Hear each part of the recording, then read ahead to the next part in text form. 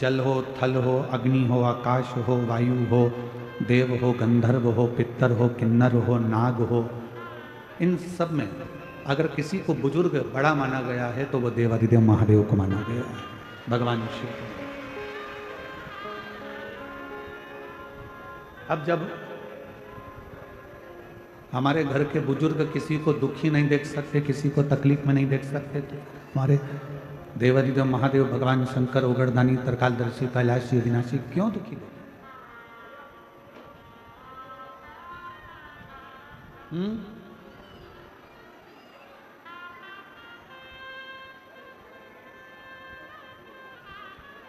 फिर मेरे नारायण, मेरे भगवान श्री हरि, मेरे भगवान शिव,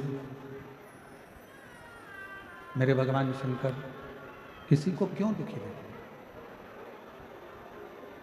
और मैंने तेरे ही भरोसे बाबा, तेरे ही भरोसे हवा विच उड़ती जावांगी बाबा, दूर हटो छठी नाम कटी जावांगी। बोले मैं तेरी पतंग शंभो, मैं तेरी पतंग हवा बिच उड़ती जावांगी बाबा, डोर हटो छड़ी नाम कटी जावांगी। शिव कथा कर रहे हैं, भगवान शंकर का चरित्र कर रहा है कि शिव किसी को दुखी नहीं देखना चाहते।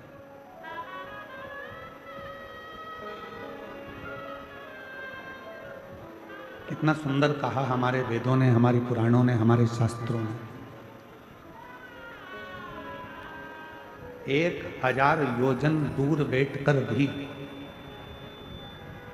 यदि कोई मां गंगा को स्मरण कर लेता, कितना जम के बोलो, 1000 योजन दूर बैठकर भी यदि कोई मां गंगा का स्मरण कर लेता है तो उस जीव को भगवान विष्णु का वैकुंठ वास प्राप्त हो जाता है।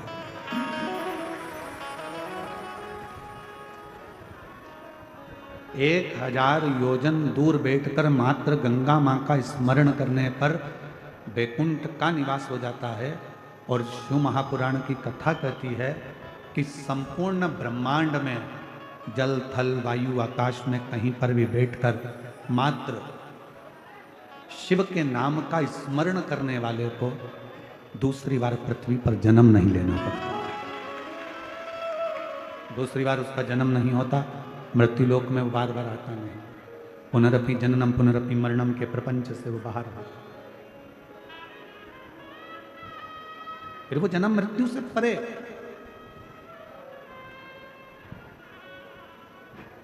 श्री शिवाय नमस्तुभ्यं, श्री शिवाय नमस्तुभ्यं, श्री शिवाय नमस्तुभ्यं, श्री शिवाय नमस्तुभ्यं, श्री शिवाय नमस्तुभ्यं, श्री शिवाय नमस्तुभ्यं, श्री शिवाय नमस्तुभ्यं, श्री शिवाय नमस्तुभ्यं, श्री शिवाय नमस्तुभ्यं, श्री शिवाय नमस्तुभ्यं, श्री शिवाय नमस्तुभ्यं, श्री शिवाय नमस्तुभ्यं,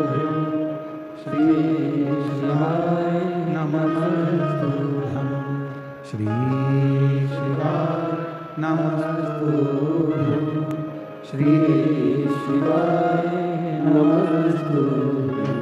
आप शिव का स्मरण कर रहे हैं, आप भगवान शंकर की भक्ति कर रहे हैं। 1000 योजन दूर बैठकर भी अगर कोई गंगा महारानी को, माँ गंगा को याद करता है तो उसको वैकुंठ का वास मिल जाता है। ये भगवान विष्णु की विष्णु पुराण कहते हैं।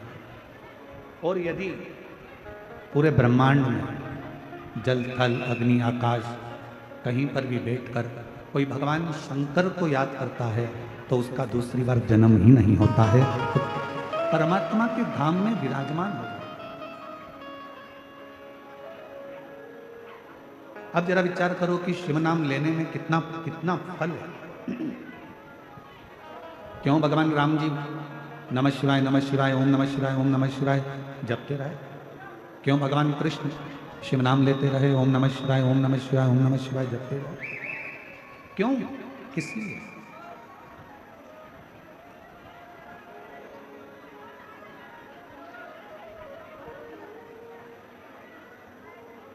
किसको नहीं दिया उसने? बस जिसने अपने जीवन में मेहनत को छोड़ा नहीं है, अपने परिश्रम को छोड़ा नहीं है, भगवान ने उसको कभी छोड़ा नहीं, उसका हाथ पकड़कर उसको आगे बढ़ा दिया। एक ही नाम के ढेर सारे लोग पृथ्वी पर रहते हैं। अमित नाम देखा जाए तो अमित अमित अमित अमित ढेर मिलेंगे। विमला नाम देखा जाए तो विमला विमला विमला ढेर मिलेंगे। रघुवीर रघुवीर रघुवीर नाम के ढेर सारे हैं। कमलेश कमलेश कमलेश नाम के ढेर सारे हैं। एक नाम के ढेर सारे लोग रहते हैं, बहुत सारे लोग रहते हैं एक ही नाम के। फिर व्यक्ति की पहचान कैसे हो, श्रेष्ठ कैसे हो? कहा एक नाम के ढेर सारे लोग रहते हैं, पर व्यक्ति की रंगत, संगत और मेहनत व्यक्ति को अलग पहचान बना देती है।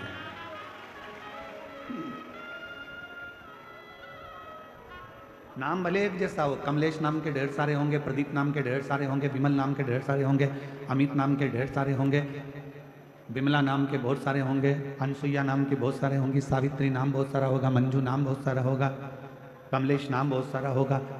एक ही नाम के ढेर है, पर व्यक्ति को अलग पहचान मिली कैसे? एक उसकी रंगत, एक उसकी संगत और उसकी मेहनत।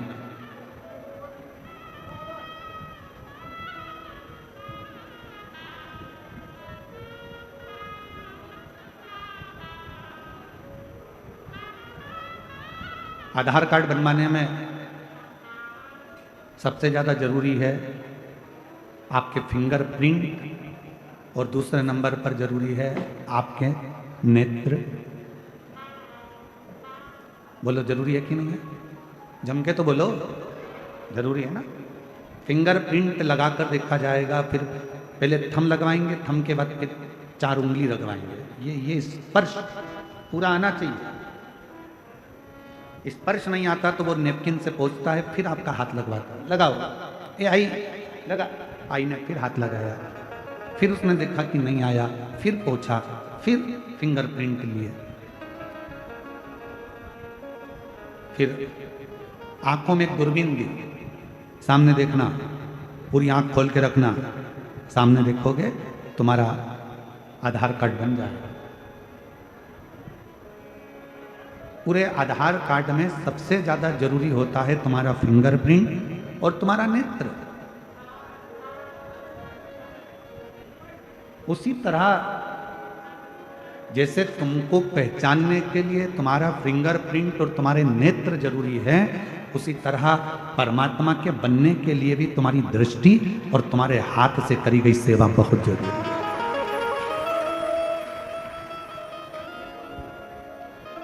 तुम्हारी मेहनत,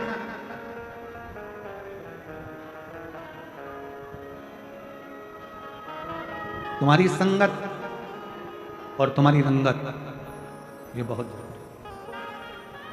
आप कितनी मेहनत कर रहे हो?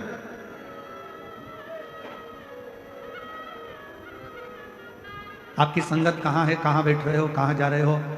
माँ जगत जननी पार्वती मैया को भगवान शंकर अपने साथ रोज लेकर जाते हैं, रोज, प्रतिदिन।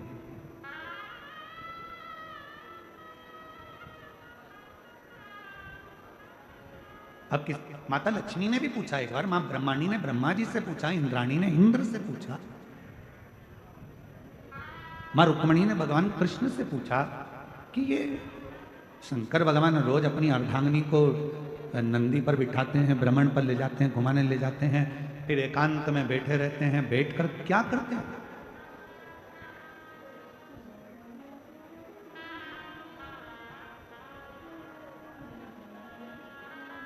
जब पति और पत्नी भ्रमण पर जाएं, घूमने के लिए जाएं और कहीं ऐसा मौका मिले कि तुम एकांत में बैठे हो, तो शिव महापुराण की कथा कहती है शंकर पार्वती जैसा एक ज्ञान प्रकट करने का प्रयास है।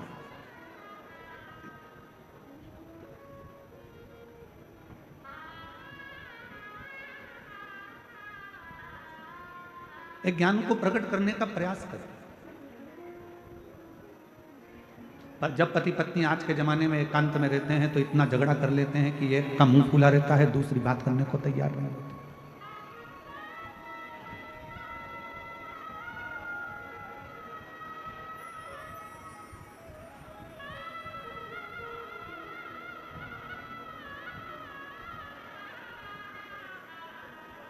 सत्संग, संकीर्तन, स्मरण जीवन का सुख है। और शंभु शरणे पड़ी मांगू घड़ी रे घड़ी, दुख काटो दया करी दर्शन आपो। शंभु शरणे पड़ी मांगो घड़ी रे घड़ी, दुख काटो दया करी दर्शन आपो। शिव पार्वती रोज भ्रमण करते हैं, एकांत में जाकर बैठ जाते हैं, थोड़ी सी हरि चर्चा उनके बीच में होती है, थोड़ा सत्संग उनके बीच में होता है, थोड़ा संकीर्तन उनके बीच में होता है, थोड़ा भजन उनके बीच में होता है।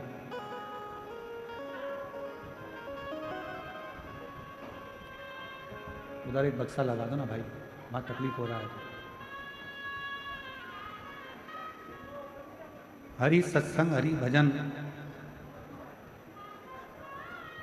शंकर भगवान और मां पार्वती के बीच में निरंतर होता है, निरंतर। आप में से कितने पति पत्नी बैठे हैं जो रोज प्रतिदिन कम से कम 10 से 15 मिनट सत्संग करते हो, दोनों बैठकर भगवान की बातें करते हो? सब एक दूसरे का मुंह देख रहे हो। थोड़ा डाउन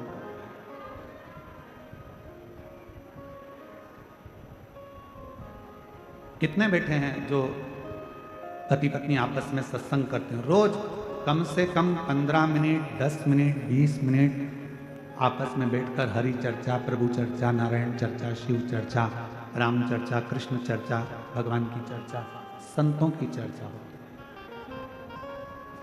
प्रतिदिन।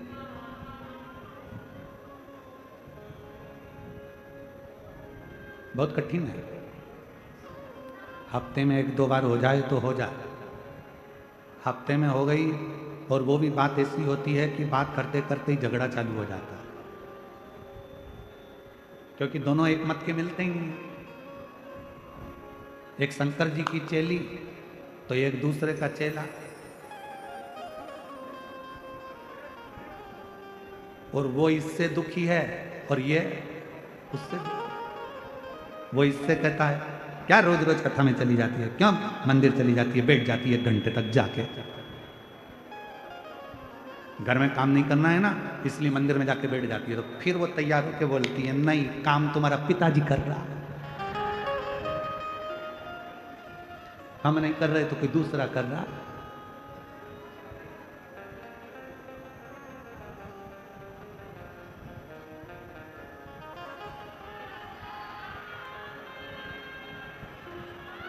क्या बात है?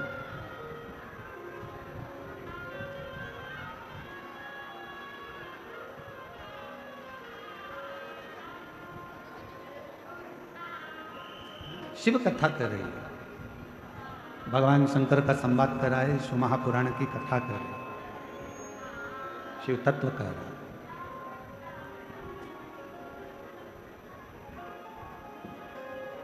दुनिया में केवल एक जोड़ी ऐसी है जो एक चले जाने पर दूसरे का अस्तित्व ही खत्म हो जाता है। दुनिया में एक जोड़ी ऐसी है जिसके एक के चले जाने पर दूसरे का अस्तित्व पूरा की पूरा खत्म हो जाता है। वो कौन सी जोड़ी है?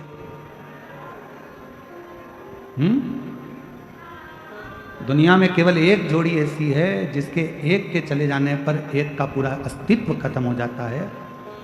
वो जोड़ी है चप्पल की जोड़ी।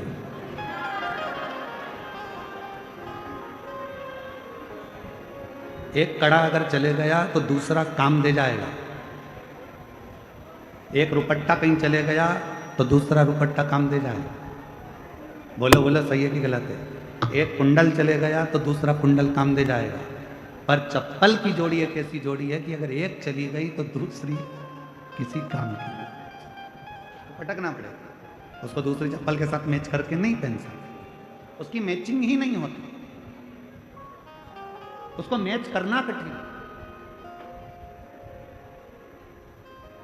शिव पुराण यही कहती है, शिव महापुराण की कथा यही वर्णन करती है। जिसने अपनी जिंदगी में सुख दुख में साथ चला है ना, जो अपनी जिंदगी में सुख और दुख में हमेशा कदम से कदम मिलाकर चला है, तकलीफों को झेलता हुआ चला है, खूब कदम बढ़ा बढ़ा कर चला है, इसने ना पानी देखा ना कीचड़ देखा, इसने ना सुख देखा ना दुख देखा, ये तो बस चलता रहा है मंजिल के लिए। ऐसा जोड़ी जब परमात्मा आपकी बनाकर भेजता है ना, तो उस जोड़ी को फिर छोड़ने का मन नहीं करता। ये जोड़ी तो निरंतर चलते रहना चाहिए, फिर इस जोड़ी का कोई अंत नहीं।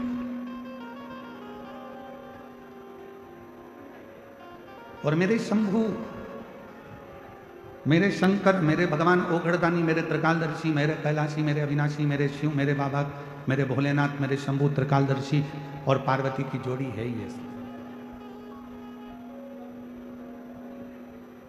एकांत में बैठे हैं, भगवान का भजन कर रहे हैं, स्मरण कर रहे हैं, संकीर्तन कर रहे हैं, मंत्र जाप कर रहे हैं, नाम जाप कर रहे हैं, नाम स्मरण कर रहे हैं। और फिर निवेदन करें, कभी अगर परमात्मा आप लोगों पर कृपा कर दे और भगवान शिव की करुणा, भगवान शंकर की दया, भगवान शिव की उदारता यदि आप लोगों पर हो जाए, तो कम से कम रोज नहीं तो हफ्ते में एक बार अपने पति के साथ बैठकर शंकर भगवान की या राम जी की या कृष्ण जी की या किसी भी देवी देवता की हरि चर्चा, शिव चर्चा 10 मिनट की जरूर करना चाहिए, जरूर।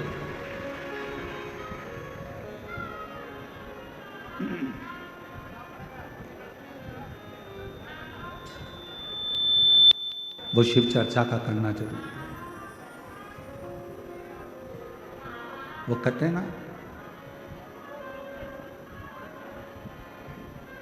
भोलेनाथ सुना दो ऐसी कथा जिसे सुनकर मैं भी अमर हो।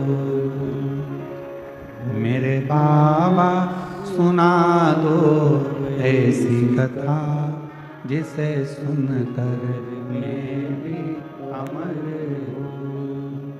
जिस कथा को सुना था मीरा ने, जिस कथा को सुना था मीरा ने, जिस कथा को सुना था कर्मा ने, जिस कथा सुना था कर्मा ने, भोलेनाथ सुना दो ऐसी कथा जिसे सुनकर मैं भी अमर हो।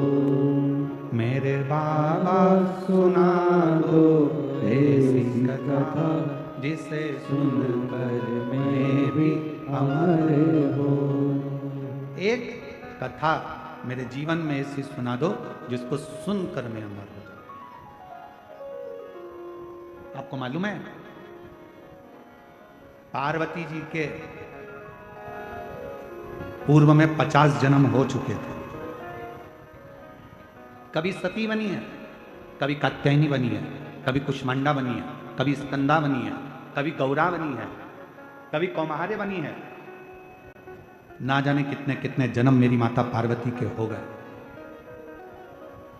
और जब पार्वती मैया पार्वती का जन्म लेने से पहले सती के रूप में प्रकट हुई थी और सती के रूप में प्रकट होकर कुंभज ऋषि की यहाँ कथा सुनने के लिए गई थी। कथा सुनकर वापस आई थी। राम जी के प्रति उनका विश्वास जागृत नहीं हुआ था। प्राण दक्ष प्रजापति के यहाँ छूट गए थे। तो यज्ञ के कुंड में अपने शरीर को जब छोड़ा था तो कोयल की योनि उनको मिल गई थी और कोयल का जन्म सती को मिला। तो कोयल का जन्म पाकर सती माता ने शिव जी से वर मांगा था कि अगला मेरा जब जन्म हो, मैं जब ये कोयल की योनि से छूटूं, जब मैं कोयल की योनि से छूट जाऊं और अगला जब मेरा जन्म हो तो मुझे कुछ नहीं चाहिए, केवल एक ही चीज चाहिए, आपकी कथा सुनती रहूं और कथा को श्रवण करूं। हनुमान जी ने क्या मांगा राम जी से? राम जी जाने वाले हैं, सरयू जी में समाने वाले हैं। हनुमान जी ने हाथ जोड़कर राम जी से कहा, जाते जाते मुझे कुछ दोगे नहीं? राम जी प्रसन्न होकर बोले, तूने आज तक मांगा ही नहीं। केवट ने मांगा, केवट को दिया। विभीषण ने मांगा, विभीषण को दिया। सुग्रीव ने मांगा, सुग्रीव को दिया। निषाद ने मांगा, निषाद को दिया। तूने कुछ मांगा ही नहीं। मांग, तुझे क्या चाहिए? बोल, तुम्हें क्या चाहिए?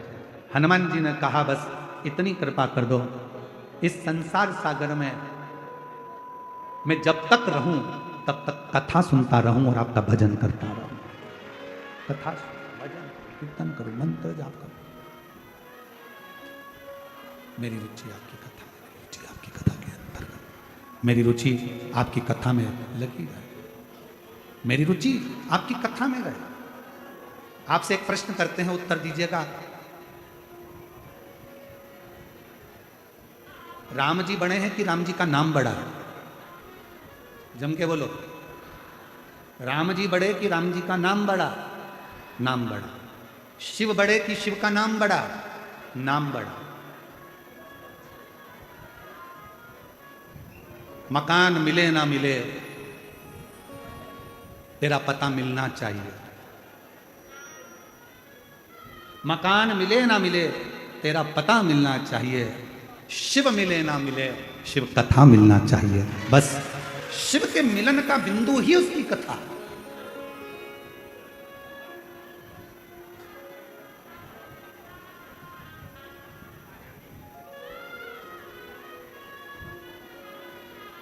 तुम मिले ना मिले मेरे बाबा, तुम मिलो ना मिलो कोई बात नहीं। राम जी तुम मिलो ना मिलो कोई बात नहीं, आपकी कथा मिल जाए।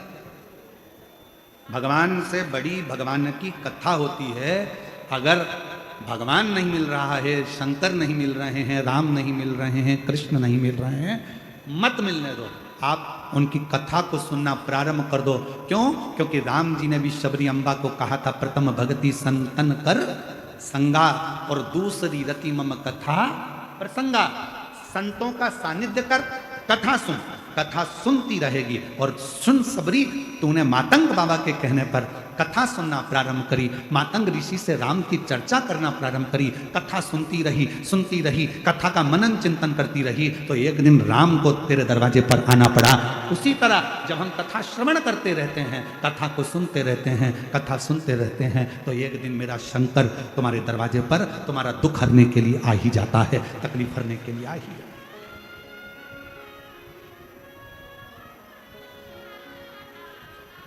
जिस कथा को सुना था तुकाराम ने, जिस कथा को सुना था तुकाराम ने, जिस कथा को सुना था नामदेव ने, जिस कथा को सुना था नामदेव ने, भोलेनाथ सुना दो ऐसी कथा जिसे सुनकर मैं भी अमर बोलूं। मेरे बाबा सुना दो ऐसी कथा जिसे सुनकर मैं भी अमर बोलूं। जिसे सुनकर मैं भी अमर हो, जिसे सुनकर मैं भी अमर हो। डमरू वाले सुना दो ऐसी कथा, जिसे सुनकर मैं भी अमर हो। पार्वती जी का जन्म हुआ ही इसलिए है कि उनको कथा सुनना है, कथा श्रवण करना। काशी ले गए शिव जी कथा सुनाने, अमरनाथ जी की गुफा में ले गए शिव जी पार्वती को कथा सुनाने। एक एक संत, गुरु, सतगुरु, ऋषि, तपस्वी, साधक, उपासक, जितने संत हैं, साधु हैं, सन्यासी हैं, तपस्वी हैं, साधक हैं, उपासक हैं, उनके पास ले गए शिव जी कथा श्रवण करने, केवल कथा सुनने।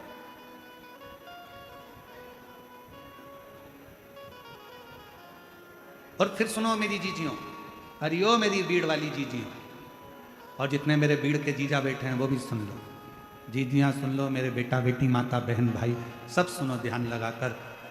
भगवान का मिलना सरल है पर शिव महापुराण का मिलना बहुत कठिन है, बहुत।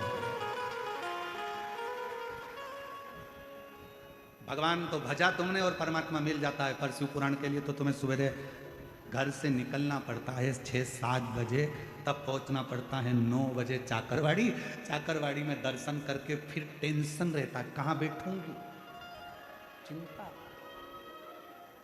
और टेंशन लेके फिर जगह ढूंढती है। जगह भी ढूंढे तो मालूम पड़े इधर बैठूं, उधर बैठूं, उधर बैठूं, उधर बैठूं, सब दूर ढूंढ ढूंढा के तब जाकर कहीं जगह मिलती है। और मिल भी गई तो ऊपर वाला तेरे को नहीं छोड़ता, थोड़ी देर में जल वृष्टि कर देता है तो फिर अंदर भरना पड़ता, खसा करिए, फिर जाना पड़ता। कितनी मेहनत। शायद मैं महादेव महाराज जी आपको कहूं, शायद पूरी दुनिया की केवल एक ही कथा ऐसी होती है शिव पुराण, जिसको बड़ी मेहनत कर कर सुनना पड़ता है, बहुत मेहनत। अभी हम गाड़ी में आ रहे थे तो महादेव महाराज जी कह रहे थे बड़े भाव से, गुरु जी कल कोई कह रहा था महाराज जी कि 10-10, 12-12 किलोमीटर लंबा ट्रैफिक जाम रहता है और 2 से 3 किलोमीटर दूर पार्किंग होती है, वहां से भक्तों को पैदल यहां आना पड़ता है। अब बताओ, इतनी तुम्हारा रिश्तेदार तुम्हारे यहाँ शादी का निमंत्रण देता है, 500 रुपये आने का 500 जाने का देता है, तुम्हारी शादी में विदाई में साड़ी देता है, मिठाई का डब्बा देता है, तो तुम उसके यहाँ नहीं जाते। वहीं गाड़ी खड़ी करोगे शादी के गार्डन के सामने, जानते नहीं हो बुआ हूं लड़के की, ये फूफा है, मैं मामी, ये मामा है। गाड़ी बिल्कुल गार्डन के अंदर चाहिए, गार्डन के अंदर। पर मेरा भोलेनाथ जैसे कैलाश पर अगर कोई आता है तो उसको पहले दूर, जैसे लंका का राजा रावण अपने पुष्पक विमान में बैठकर जा रहा था और जाते जाते पूरे धामों में घूम लिया, पर उसका पुष्पक विमान नहीं रुका। जब कैलाश आया तो रावण का पुष्पक विमान भी आगे नहीं बढ़ पाया, ट्रैफिक में फंस गया। ट्रैफिक में पुष्पक विमान फंस गया था। रावण ने पूरी दम लगा दी, पूरी मेहनत लगा दी और कैलाश पर से विमान को उड़ाने लगा, नहीं उड़ा। आखिर में विमान क्षतिग्रस्त होकर पुष्पक विमान जमीन पर गिर गया। जब रावण का विमान जमीन पर गिरा, रावण क्रोध में लाल हो गया, ये कैसे गिर सकता है, मेरा विमान है, कैसे आ गया। सामने नंदी बैठा था, मुस्कुरा दिया नंदी। नंदी ने कहा, लंकाधिपति ये शिव का धाम है, यहां थोड़ा पैदल चलना पड़ता है तब जाकर सोने की लंका मिल जाती है। ये शिव का धाम है, जहां पैदल चलना पड़ेगा तो सोने की लंका मिल जाएगी। आज भी इतिहास शास्त्र हमारा साक्षी है कि कैलाश पर्वत पर कोई विमान उड़कर नहीं जाता है, आज भी कैलाश पर्वत को लांगा नहीं जाता है। और आज भी शास्त्र हमारे सम्मुख में वर्णन करता है कि भगवान शंकर के धाम, अगर तुमको लगता है कि मंदिर इतनी दूर है, उससे कम से कम 50 कदम दूर पर गाड़ी को रोक दो और पैदल पैदल शिव का नाम लेकर उसके दरवाजे तक जाना। खाली लौट कर नहीं आओगे, भरी झोली लेकर आओगे। लंकापति रावण को गुस्सा आ गया, आखिरी में उसने सोच लिया कि इस कैलाश पर्वत को उठाकर फेंक दूंगा। उठाया कैलाश पर्वत को और दम लगाने लगा उस कैलाश पर्वत को कि मेरा पुष्पक विमान नीचे उतर गया, मेरा पुष्पक विमान क्षतिग्रस्त हो गया। उठाने लगा, हाथ फंस गए उस कैलाश पर्वत के नीचे, चीख पड़ा, चिंगाड़ पड़ा, चिल्लाने लगा।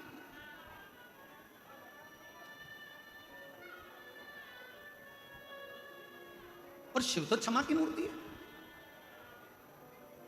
शिव क्षमा की मूर्ति है।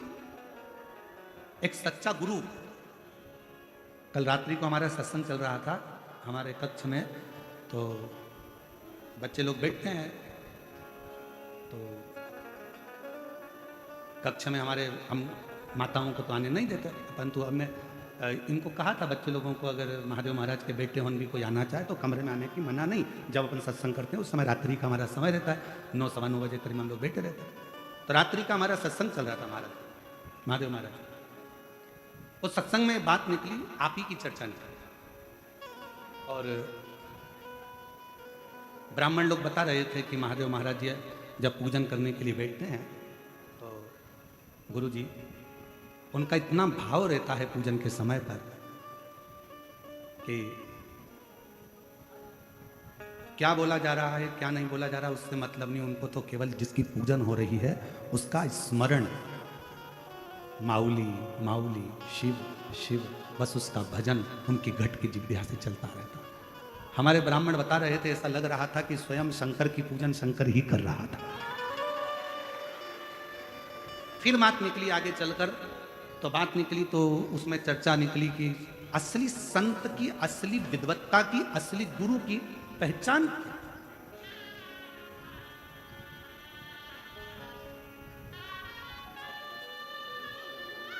हमारे बीच में जिन्होंने अयोध्या के राम मंदिर की प्राण प्रतिष्ठा का मुहूर्त निकाला, जिन्होंने अवध की पवित्र भूमि पर राम मंदिर का मुहूर्त निकाला, ऐसे काशी के विद्वत परम पूज्य 1008 श्री गणेश्वर द्रविड़ शास्त्री जी पधारे हैं। एक बार जोरदार ताली बजाकर स्वागत करिए, जिनकी विद्वत्ता आज संपूर्ण विश्व देखता है, सुनता है।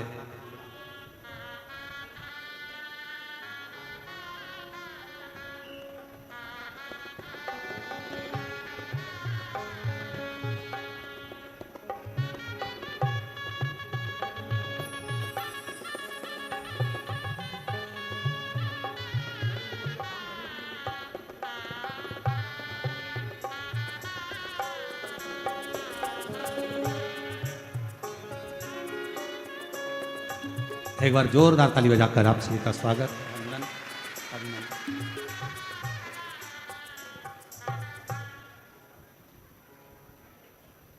सदा आपके रूप में आज शिव महापुराण में आपका आगमन, ऐसा लगता है स्वयं मेरे काशी के विश्वनाथ आकर विराजमान हुए हैं। जो आप काशी की पवित्र धरा से, ऐसे पवित्र व्यासपीठ और पवित्र चाकरवाड़ी क्षेत्र श्री क्षेत्र में आप पधारे,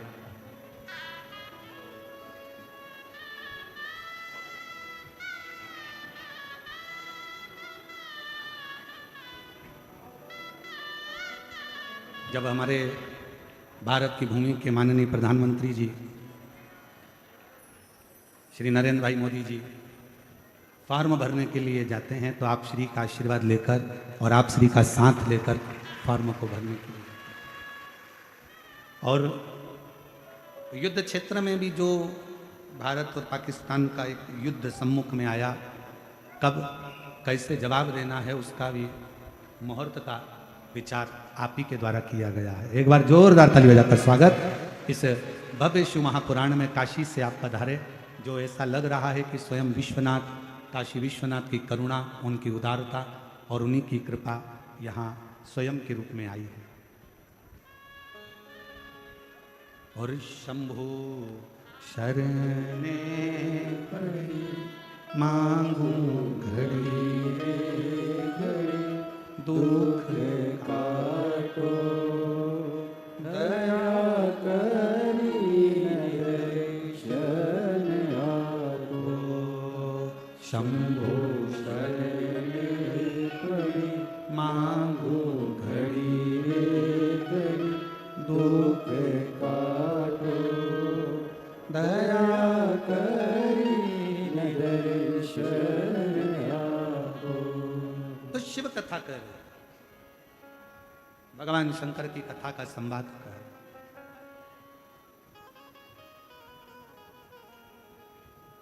विमान बढ़ता नहीं, रावण को क्रोध आ गया, चिंगाड़ पड़ा, रावण चिल्ला पड़ा, मेरा विमान और यहां से जा नहीं सकता। उसको क्या मालूम कि यहां त्रिकालदर्शी, कैलाशी, अविनाशी भगवान शिव का निवास है। और कल कथा में एक बात कही थी आप लोगों को कि शिव के मंदिर भी नहीं जा सकते तो भगवान शंकर के मात्र शिखर का दर्शन कर कर भी आप अपनी जिंदगी का कल्याण कर सकते हैं, अपने जीवन का कल्याण कर सकते हैं। मात्र शिखर का दर्शन। और अभी आपको कथा में वर्णन किया कि 1000 योजन दूर बैठकर भी अगर कोई गंगा माता का नाम ले लेता है तो उसको भगवान नारायण का धाम वैकुंठ प्राप्त हो जाता है। और पूरे भूमंडल में बैठकर कहीं पर भी अगर शिव का नाम, विश्वनाथ का नाम, मेरे भगवान शंकर की काशी विश्वनाथ का, मेरे शिव का नाम अगर ले लिया जाता है तो उसका अगला जन्म मृत्यु लोक में होता ही नहीं, होता ही।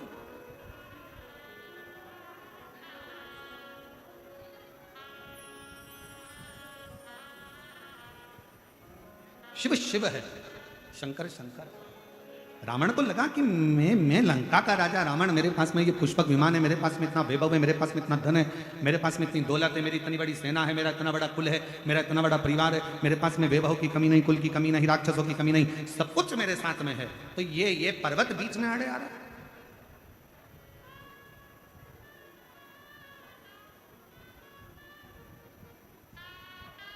और ये पर्वत अगर बीच में आड़े आ रहा है तो इसकी श्रेष्ठता क्या?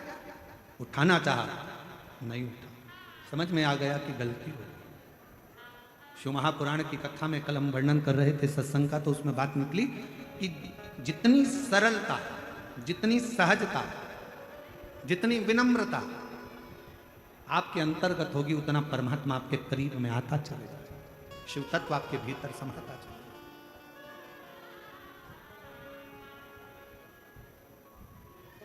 शिव कथा कर रही है पार्वती जी का जो जन्म है, माँ पार्वती का जो अवतार है, पार्वती जी का जो प्राकट्य है, उसका होने का कारण ही केवल इतना है कि मुझे शिव की कथा, मुझे राम की कथा, मुझे भगवान की कथा श्रवण करना, केवल परमात्मा की।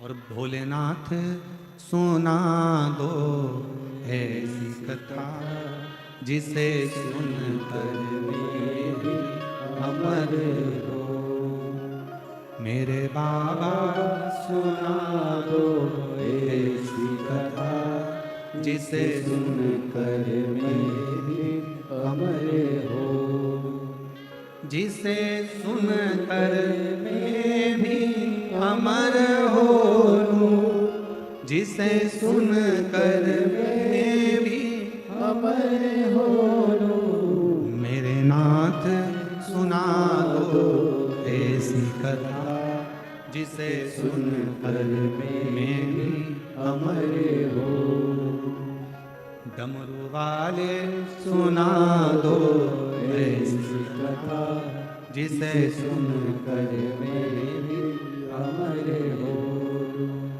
शिव कथा कर रही है, भगवान शंकर का संवाद कर रहा है। पार्वती मैया नंदी पर विराजमान होकर मेरे ओघड़दानी, मेरे शंभू के साथ नित्य प्रतिभ्रमण पर जाती हैं। और ऐसा नहीं कि मेरे शंकर भगवान कहीं एकांत में जब बैठते हैं तो शंकर भगवान और माँ जगत जननी जगदम्बा दोनों हरि चर्चा करते हैं, राम नाम, कृष्ण नाम, शिव नाम, आनंदमय चर्चा में निकलता ही रहता।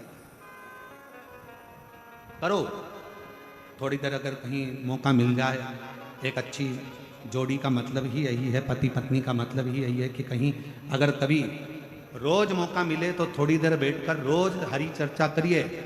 और अगर रोज मौका नहीं मिले तो हफ्ते में एक बार हरि चर्चा करिए। और हफ्ते में भी समय ना मिले तो कम से कम 15 दिन में एक बार पति पत्नी को बैठकर भगवान के नाम की चर्चा करना चाहिए। 15 दिन में समय ना मिले तो कम से कम 1 महीने में एक बार भगवान के नाम की चर्चा पति पत्नी को बैठकर एकांत में करना चाहिए, जिससे हमारे घर के संस्कारों में हमारे बच्चे भी ढलते चले जाए। ये बहुत जरूरी है। ये उसी तरह है जैसे वक्त अच्छा ना चले तो खूब मेहनत करो, वक्त अच्छा नहीं चल रहा है ना, मेहनत करना चालू कर दो, अच्छी खूब दम से मेहनत करो। मेरा समय अच्छा नहीं चल रहा है, थोड़ी मेहनत ज्यादा करूंगा, जरूर मेरा बाबा साथ देगा। और जिसने मेहनत करी वो कभी हारा नहीं है, जिंदगी में आगे ही बढ़ता चलेगा।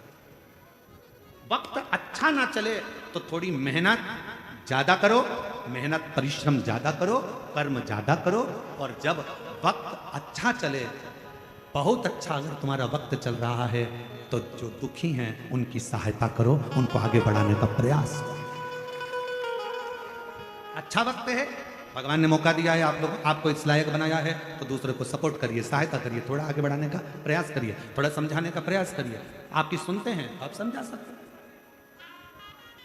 वक्त अच्छा नहीं है, मेहनत करो, परिश्रम करो, पर मेहनत भी ऐसी, परिश्रम भी ऐसा, उसमें किसी को हमारे द्वारा, हमारी वाणी के द्वारा, हमारे शब्दों के द्वारा, अपने तन के द्वारा, अपने शरीर के द्वारा, अपने विचारों के द्वारा, अपने मन के द्वारा, अपनी दृष्टि के द्वारा, अपनी काया के द्वारा किसी को कष्ट ना हो।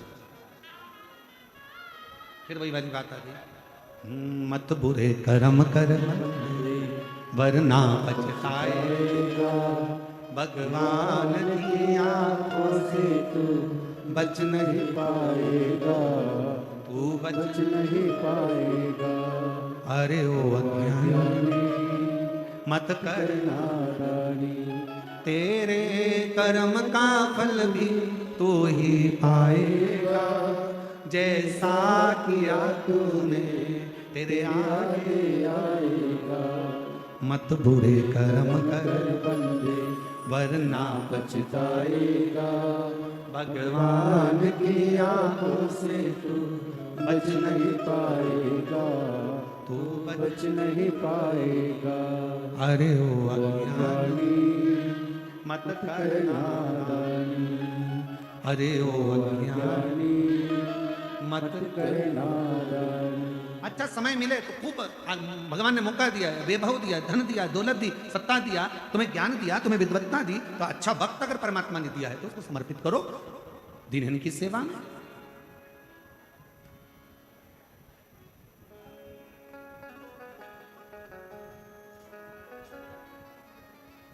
लगा दो भजन में थोड़ा। पार्वती मैया का नित्य विचार था कथा को श्रवण कर। अमरनाथ जी की गुफा में जाकर करा क्या मां जगत जननी जगदम्बा ने? केवल शिव जी से कहा मुझे कथा श्रवण करा दो, जिसके लिए मेरा जन्म हुआ है। मैं सती बनकर जन्मी थी, कुंभज बाबा के आश्रम में आप मुझे लेकर गए थे, पर वहां मैं कथा नहीं सुन पाई, मेरा मन नहीं लगा, मेरा चित्त नहीं लगा।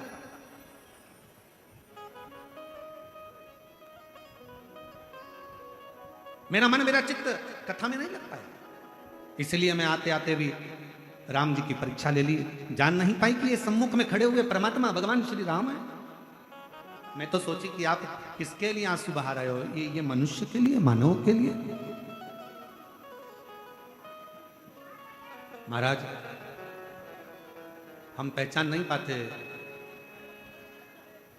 संसार में जन्मे हुए कई महापुरुषों को, और जब वो महापुरुष हमारे बीच में से चले जाते हैं तब हमको उनका स्मरण आता है कि वो थे तो उनको हमने जाना नहीं, हम पहचान नहीं पाते।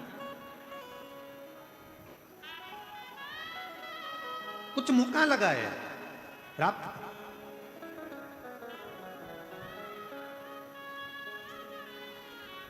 कथा रोज, सत्संग रोज करो। पार्वती जी ने भगवान शिव से कहा कि मेरा ये जन्म, मेरा जो ये वापिस मेरा जो जन्म हुआ, इतने जन्मों के बाद मैं वापिस जो आई हूं आपके पास में, बस केवल कथा के लिए, केवल मुझे सुनना है, सुनना।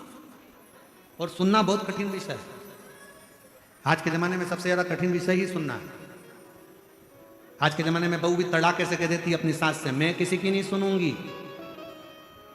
क्या मैं सुनने के लिए आई हूं? और सास भी तड़ाके से कह देती है, ये कल की आई मैं इसकी सुनूंगी। बहू कह देती है मैं किसी की नहीं सुनूंगी, सास कह देती है मैं ये कल की आई इसकी सुनूंगी। बेटा कह देता है पापा मुझे तुम्हारी नहीं सुना। बाप कह देता है मैंने तुझे पैदा करा है, मैं तेरी नहीं सुनूंगा। पत्नी पति की नहीं सुने, सास बहू की नहीं सुने, बेटा बाप की नहीं सुने, बाप बेटे की नहीं सुने, भाई भाई भाई भाई कह देता है होगा अपनी जगह पे, मैं तेरी सुनना कौन, मैं तेरी सुनूंगा क्या? देवरानी जेठानी की नहीं सुनती, मुझे क्या करना तुझसे, मैं तुम्हारी नहीं सुनूंगी। कोई सुनने को तैयार नहीं है तो सुनेगा कौन सियोर वाला महाराज? सुने कौन? कोई भी तैयार नहीं। मैं तुम्हारी नहीं सुनूंगी, मैं तुम्हारा नहीं सुनूंगा, मैं तुम्हारी नहीं सुनूंगी। सास मना करे, बहू मना करे, बेटा मना करे, बाप मना करे, भाई मना करे, बंधु मना करे, सखा मना करे, दोस्त भी मना कर देते, मैं तेरी नहीं सुनूंगा, रिश्तेदार मना कर देते, मैं तुम्हारी नहीं सुनूंगा। सुनेगा कौन? सबसे कठिन काम तो सुनना ही है। और पार्वती जी ने वही कहा कि भोलेनाथ सुना दो ऐसी कथा जिसे सुनकर बस मुझे सुनना है, केवल सुनना, और सुनना ही सबसे कठिन काम।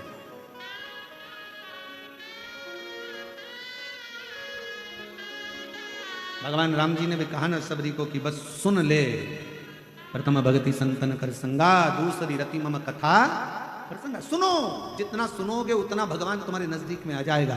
राम जी को आने का कारण ही यही था कि शबरी ने मातंग बाबा की सुनी वो, अपने गुरुजन की सुनी वो, सुनती रही, कथा सुनती रही, सुनती रही, सुनती रही, और भगवान आ गए। सबसे कठिन विषय है सुनना, बहुत कठिन विषय। और उसमें भी जब कोई हरि चर्चा हो, शिव चर्चा हो, राम चर्चा हो, प्रभु की चर्चा हो, तो वो सुनना और कठिन, बहुत कठिन। जैसे सुनने का मौका आएगा तो कई माताएं तो 2-3 बार, बहुत कठिन है सुनना, बहुत।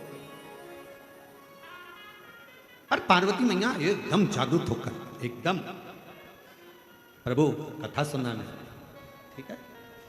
और केवल पार्वती जी ने कथा नहीं सुनी है, केवल माँ पार्वती जी कथा नहीं सुनती हैं, माँ जानकी जी भी जितने समय मेरे भगवान राम जी के साथ में रही तो राम जी से चर्चा, भगवान की कथा सुनती रही। माँ रुक्मणी, माँ सत्यभामा, माँ जामवंती, माँ कालिंदी, माँ मित्रविंदा, जितनी जितनी भगवान कृष्ण की रानियां थी, सारी रानियां बैठ जाती थी और भगवान कृष्ण से भगवान की कथा श्रवण करती। और कितना सुंदर था, एक प्रसंग सुनाया महाराज। वो प्रसंग आता है कि सत्यभामा जी एक दिन मौका पाली और माँ सत्यभामा जी ने देखा एक बार भगवान कृष्ण को एकांत में बैठे हैं, शांति से बैठे हैं, एकदम मौन होकर बैठे हैं, स्तुप्त होकर बैठे हैं। सत्यभामा जी पहुंच गई भगवान कृष्ण के पास। तुरंत जब साधु, सन्यासी, तपस्वी, साधक, उपासक, कोई महात्मा, कोई विद्वत जन तुम्हारे नजदीक में हो और एकदम मौन होकर एकांत में बैठे हुए हों और तुम्हें लगे कि अभी कोई नहीं है, मुझे मौका मिल रहा है थोड़ी सी देर बैठकर मैं हरी चर्चा कर लूं, थोड़ा सत्संग कर लूं। कुछ मांगने की चर्चा नहीं, कुछ प्राप्त करने की चर्चा नहीं, केवल चर्चा कर लूं कि मेरा परमात्मा मुझे कैसे मिल सकता,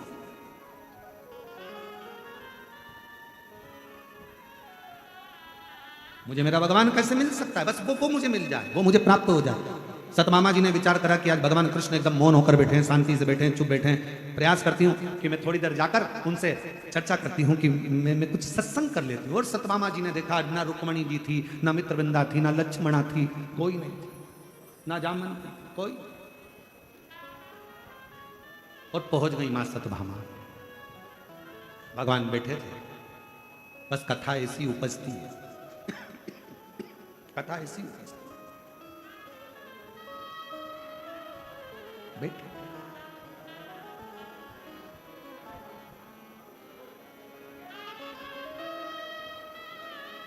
भगवान ने सत्यभामा जी को देखा,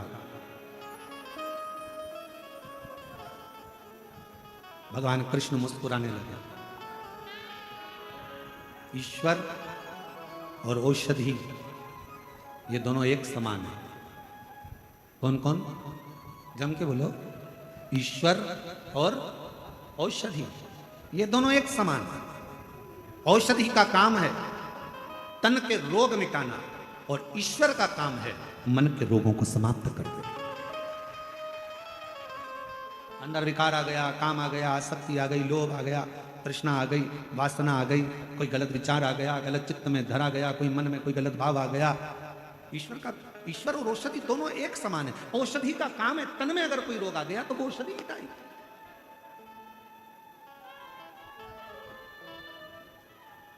और ईश्वर का काम है, मन में अगर कोई रोग आ गया, कोई मन में खलबली मची हुई है, होगा कि नहीं होगा, कैसे होगा, कहाँ से होगा, क्या होगा, कैसे होगा, ईश्वर का नाम ले लो, कोई आकर कह देगा भगवान का नाम लो सब अच्छा होगा, तो मन में थोड़ा सा धीर आ जाता है, मन में थोड़ी शांति आ जाती है कि ईश्वर हमको औषधि के रूप में मिला, औषधि के रूप।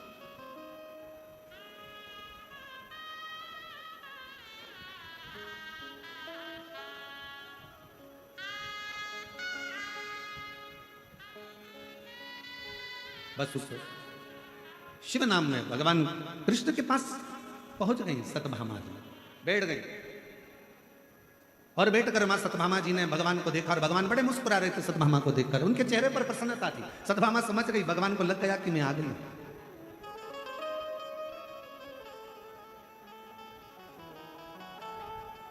एक असली साधु संत तपस्वी की पहचान ही यही है, सामने खड़े हुए व्यक्ति का चेहरा देखकर वो जान जाते हैं कि इसको चाह क्या है, क्या चाह, इसके अंदर कितनी परमात्मा से मिलने की एक जिज्ञासा, एक ललकता इसके भीतर उत्पन्न हो कितनी। और मेरे भोले तेरा सहारा है, मेरे भोले तेरा सहारा है, मेरी नैया का तू किनारा है, मेरी नैया का तू किनारा है, मेरे बाबा तुझे पुकारा है, मेरे बाबा तुझे पुकारा है, मेरी नैया का तू किनारा है, मेरी नैया का तू किनारा है। बस उसको पाने की लगता माँ भगवान कृष्ण मुस्कुरा दिए, सतमामा आकर बेटी उसको देखे, सतमामा जी समझ गई भगवान ने मुझे देख लिया, बस इतना जान गई। और भगवान कृष्ण मुस्कुरा कर बोले, सतमामा मैं जानता हूं तुम मेरे पास क्यों आई, किस लिए आई, क्यों प्रभु आप जानते हैं? हाँ पूछो, क्या पूछना है तुमको? भगवान कृष्ण से सत्यभामा जी ने पूछा, मेरे पास में आप जैसे मुझे पति मिले, कल्प वृक्ष मिला, ये कैसे प्राप्त हो गया, कहां से प्राप्त हो गया, कैसे मुझे मिले? बस यही कथा की शुरुआत हो गई। यही मुझे नारायण जैसे पति मिल गए और मुझे कल्प वृक्ष जैसा वृक्ष मिल गया, इससे बढ़कर मुझे ये सब मिल गया, मुझे ये आश्चर्य हो रहा है, इतनी सरलता। भगवान कृष्ण मुस्कुरा कर बोले, अरे हो सत्यभामा ये आज का नहीं है तेरा, ना जाने पूर्व का कितना कितना तूने कोई भजन कीर्तन पुण्य आनंद करा होगा तो तुझे मिला है। शिव महापुराण की कथा यदि चाकरवाड़ी के इस पवित्र क्षेत्र में, श्री क्षेत्र में, सिद्ध क्षेत्र में, मेरे संत ज्ञानेश्वर माउली की इस पवित्र धरा पर अगर आपको सुनने को मिल रही है तो यह जान लेना तुम्हारा आज का जन्म नहीं, कोई पूर्व के जन्मों का कृतार्थ फल होगा जो आज मिल गया। और उसमें भी काशी से पधारे हमारे परम पूज्य श्री गणेश्वर द्रविड़ शास्त्री जी महाराज जी का भी आगमन हो गया, तो समझ लो सोने पर सुहागा का एक आनंद भाव उत्पन्न। तो ये कुछ मिला है तो बड़े भाव।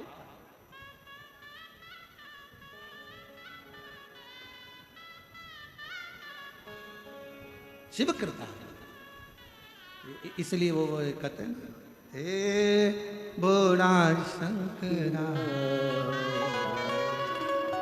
हे बड़ा शंकरा, आवड तुला बेलाची, आवड तुला बेलाची, बेलाच्या पानाची, हे बड़ा शंकरा, शंकरा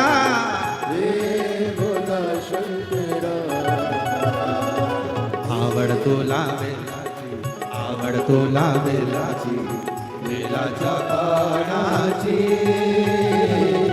हे भोला शंकरा, शंकरा, हे भोला शंकरा, शंकरा, हे भोला शंकरा, आवड तुला बेलाची, आवड तुला बेलाची, बेलाच्या पानाची, बड़े भाव, हे भोला शंकरा,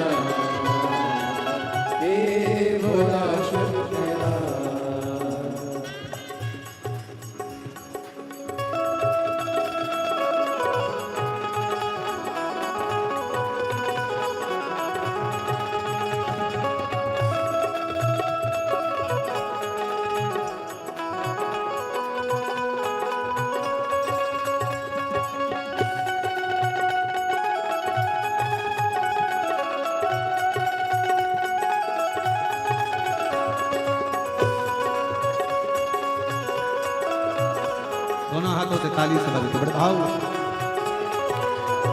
जय हो।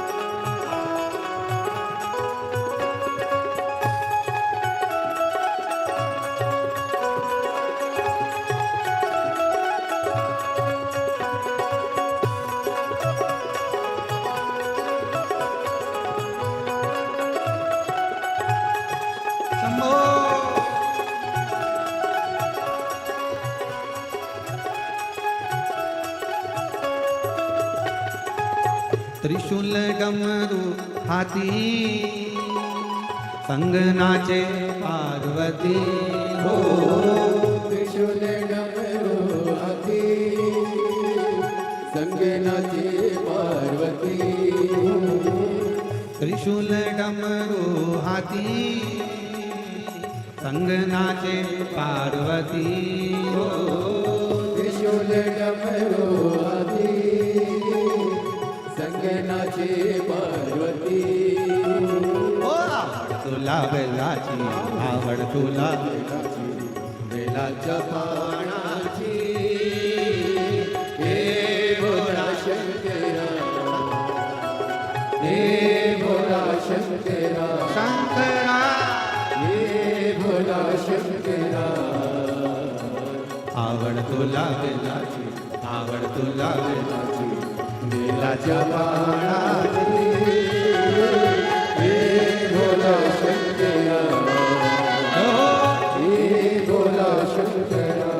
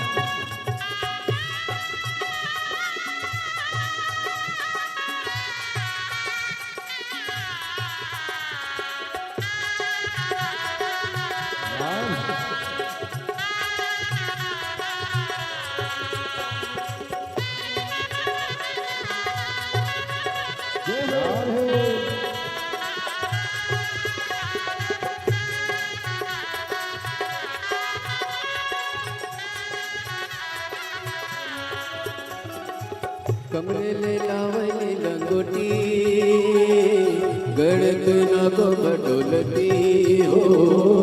कमरेले लावली लंगोटी गळत नको बडोलती हो.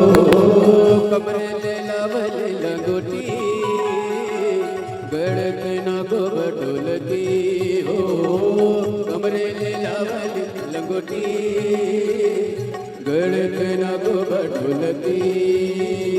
आवड तुला बेलाची, आवड तुला बेलाची, बेलाच्या पाण्याची भोला शंकरा, हे भोला शंकरा, भोला शंकरा।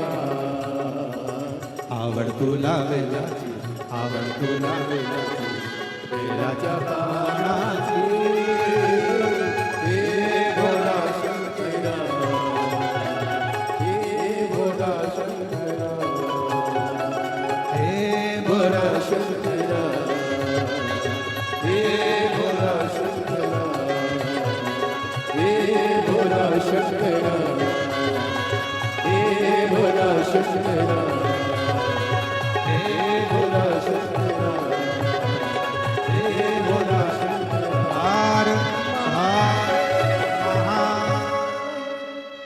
अपने स्थान पर बैठकर बाबा से अपने मन का भाव करें, दिल से प्रार्थना करें, बाबा से विनय करें, निवेदन करें।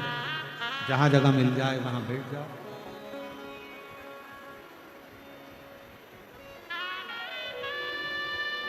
हृदय से प्रार्थना करिए। देखो भीड़ ज्यादा है, शिव भक्त ज्यादा संख्या में हैं, मानते हैं, पर व्यवस्था जमाते हुए बड़े आराम से बैठे।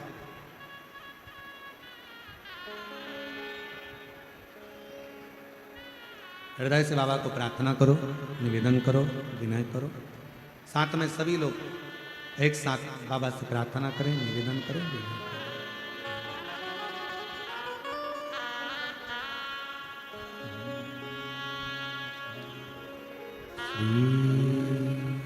शिवाय नमस्तु, श्री शिवाय नमस्तु, श्री शिवाय नमस्तु, श्री शिवाय नमस्तु, श्री शिवाय नमस्तु। भोला सब दुख काटो, ओ भोला सब दुख काटो। शिव शंकर जपो तेरी माला, भोले बाबा जपो तेरी माला। सब दुख काटो मारा, ओ भोला सब दुख काटो मारा। वेश है मंगल मंगलकारी, वेश है मंगल मंगलकारी। शमशान वासी हमारा, शमशान वासी हमारा। ओ भोला सब दुख काटो मारा, ओ भोला सब दुख काटो मारा।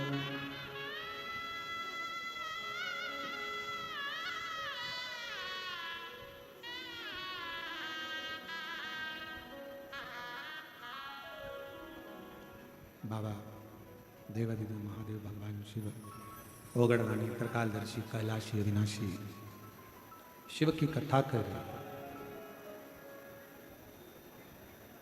सतभामा जी ने पूछा कि मुझे ये आपके रूप में, नारायण के रूप में आपका जो स्वरूप मुझे मिला, कल्प वृक्ष मुझे मिला, ये कैसे प्राप्त होगा? भगवान कृष्ण कहते हैं, सतभामा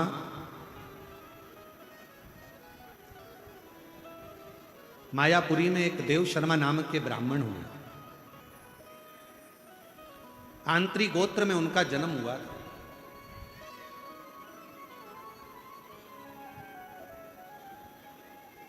और वो देव शर्मा शिव पंचायत की पूजन करते थे।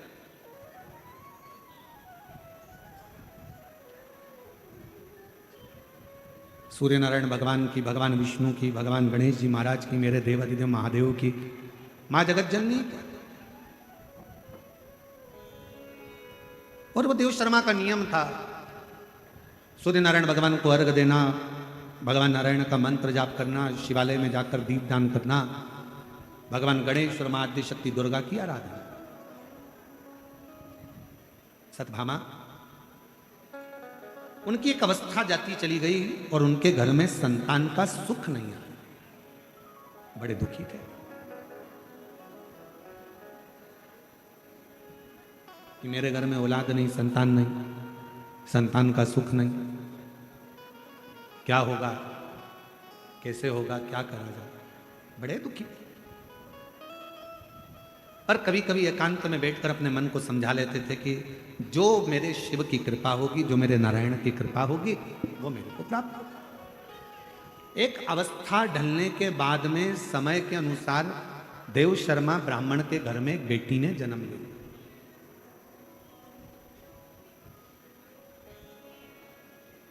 और पिताजी ने अपनी बेटी को भी वही शिव पंचायत पूजन का विधान बता दिया। सूर्य नारायण भगवान को अर्घ देना, शिवालय में दीपदान करना, नारायण का गुणगान करना, भगवान विष्णु का जप करना, मां आद्य शक्ति दुर्गा भवानी की पूजन करना, श्री गणेश जी महाराज का स्मरण करना। ऐसा करते करते करते करते बेटी बड़ी हो गई। अब बेटी बड़ी हुई तो पिता के मन में भाव जागृत हो गया कि मैं इस बेटी को किसको दूं, किसको प्रदान करा जाए। तब उनके स्मरण में आया कि मेरा एक मित्र था और उस मित्र का एक बेटा है, और मैंने अपने मित्र को मरते मरते वचन दिया था कि तेरे पुत्र से अगर मेरे घर में पुत्री हो गई तो तेरे पुत्र से मैं अपनी बेटी का विवाह करूंगा। सत्यभामा जी सुन रही हैं, भगवान द्वारकानाथ कथा कह रहे हैं। कहते कहते समय निकला और भगवान कथा सुनते सुनते जब समय निकल गया, तब सत्यभामा जी एकदम स्थिर होकर उस कथा का लाभ ले रहे, स्थिर होकर। जैसे मां आद्य शक्ति दुर्गा भवानी जगत जननी मां पार्वती जी अमरनाथ जी की गुफा में जब कथा श्रवण करने के लिए बैठती हैं, नंदी को दूर छोड़ दिया जाता है, सर्प को दूर छोड़ दिया जाता है। यहां तक भगवान शंकर जब कथा कहने के लिए बैठते हैं तो मां आद्य शक्ति को त्रिशूल देकर कहते हैं कि इस पूरी स्थान से सारे जीव जंतुओं को यहां से भगा दिया जाए, क्योंकि मैं आपको कथा श्रवण करा।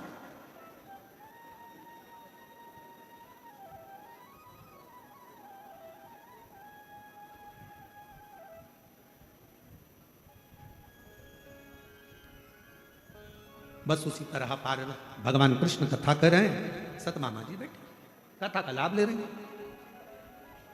देव शर्मा ब्राह्मण ने विचार करा कि मेरा मित्र जो मर गया है, प्राण छूट गए हैं, उसका एक बेटा है जिसका नाम चंद्र है, उस चंद्र के साथ में अपने बेटी का विवाह कर दूं। समय निकला, आया और बेटी का विवाह कर दिया। सत्यभामा, ब्राह्मण की बेटी का विवाह हुआ, समय बीतता है। कुछ ही समय निकला था कि देव शर्मा ब्राह्मण अपने दामाद चंद्र के साथ कहीं जा रहे थे और वहां से लौट कर आते समय पर एक असुर ने उनको घेर लिया। असुर था भूखा, भूख बहुत लग रही थी, उसने रोका।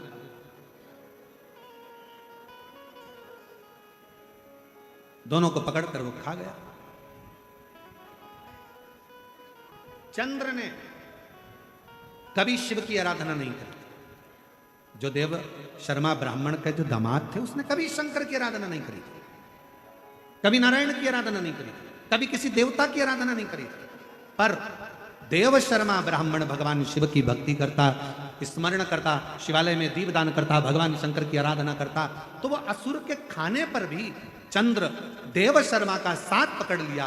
तो इन दोनों को भगवान वैकुंठ का वास प्राप्त हो गया, वैकुंठ का निवास प्राप्त हो गया। ये दोनों जीव भटके नहीं, परमात्मा के धाम को। सत्यभामा, पर पति और पिता के जाने के बाद वो लड़की अकेली रह गई, अकेली। पति और पिता के जाने के बाद वो लड़की अकेली, और वो लड़की बिलखने लगी, रोने लगी, बिलाप करने लगी, रोने लगी। और रोते हुए उस लड़की को जब देखा, रहा नहीं गया।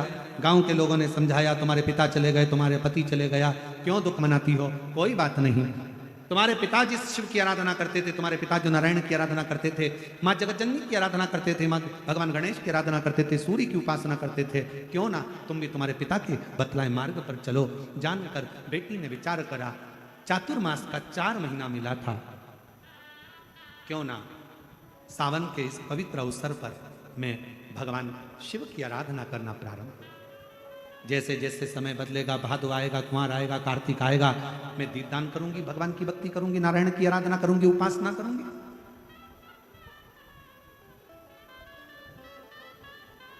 भगवान कृष्ण कहते हैं सत्यभामा, उस लड़की ने पिता और पति के जाने के बाद अपने पिता के जो मार्ग थे उसी मार्ग पर चलकर भगवान की आराधना करना प्रारंभ करी। नित्य प्रति जाना, शिवालय में सफाई करना, अर्चना करना, दीपदान करना। ऐसे बीतते बीतते सावन बीत गया, भादो आ गया, भादो महीने में भगवान नारायण की आराधना करना। कुंवर आ गया, फिर कार्तिक आ गया, कार्तिक में माँ तुलसा महारानी को दीपदान करना, बेलपत्र के वृक्ष के नीचे बुआरी लगा, आंवले के वृक्ष के नीचे बैठकर अखंड जाप करना और भगवान शिव की आराधना, नारायण के मूल मंत्र की आराधना करना। ओम नमो भगवते वासुदेव, ओम नमो भगवते आराधना। शिव नाम का स्मरण करती, बेलपत्र के वृक्ष के नीचे बुआरी लगा देती, तुलसा जी में दीप लगा देती, आंवले के वृक्ष के नीचे बैठकर जप किया करती। मौका मिलता तो बेलपत्र के वृक्ष के नीचे बैठकर पंचाक्षर षडाक्षर मंत्र का जप किया करती। नमः शिवाय, ओम नमः शिवाय स्मरण कर। समय बीत गया, चतुर्मास पूर्ण होने वाला था। इतने में स्वयं भगवान नारायण और भगवान विष्णु का मिलन हुआ और मिलन होने पर भगवान नारायण ने भगवान शंकर जी से कहा कि ये आपकी आराधना करती है। शिव जी बोले आराधना तो आपकी भी करती। भगवान नारायण बोले पर मैं बैकुंठ लोक का अधिपति हूं, ब्रह्मा ब्रह्मलोक के अधिपति हैं। भोले बाबा, हे विश्वनाथ, हे शंकर, हे उघड़दानी, आप मृत्यु लोक के अधिपति हैं। ब्रह्मा ब्रह्मलोक में रहते हैं, भगवान विष्णु बैकुंठ लोक में रहते हैं, पर मृत्यु लोक का अगर कोई स्वामी है, पृथ्वी का अगर कोई देव है, तो वो देव अधिदेव महादेव है। आपको जाना चाहिए, जाकर परीक्षा लेना चाहिए, उसको कुछ फल देना चाहिए। वो इतनी आराधना कर रहा है, इतनी तप कर रही है, साधना कर रही है।